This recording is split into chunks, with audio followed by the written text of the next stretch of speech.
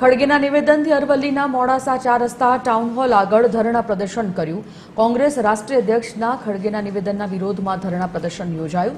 મલ્લિકાર્જુન ખડગે ગુજરાતીઓને અભણ અને મૂર્ખ કહ્યા હતા। જિલ્લા ભાજપ અધ્યક્ષ ભીખાજી ઠાકોરની ઉપસ્થિતિમાં ધરણા પ્રદર્શન કર્યું।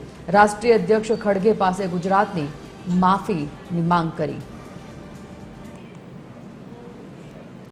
દેશમાં જરૂર પડી છે ત્યારે ગુજરાતના જ નેતાઓએ આ દેશને રાહ દીધો છે।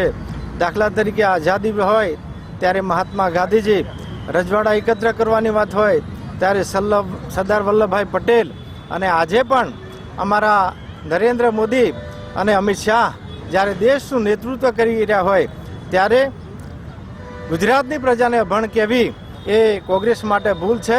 અને આવતા સમયમાં અમારા ભારતીય જનતા પાર્ટી અને ગુજરાતની પ્રજા એ કોંગ્રેસને એનો જડબાતોડ જવાબ આપશે એવું આજે હું આ મીડિયાના માધ્યમથી આપને કહેવા માંગુ છું। તો ઠેર ઠેર વિરોધનો સૂર ઉઠ્યો છે। કોંગ્રેસ અધ્યક્ષ મલ્લિકાર્જુન ખડગેના નિવેદન બાદ કોંગ્રેસે વિરુદ્ધ ધરણા પ્રદર્શન કરવામાં આવી રહ્યા છે। આપને જણાવી દઈએ કે જિલ્લા ભાજપ અધ્યક્ષ ભીખાજી ઠાકોરની ઉપસ્થિતિમાં ધરણા અરવલ્લી ખાતે પણ યોજાયા હતા।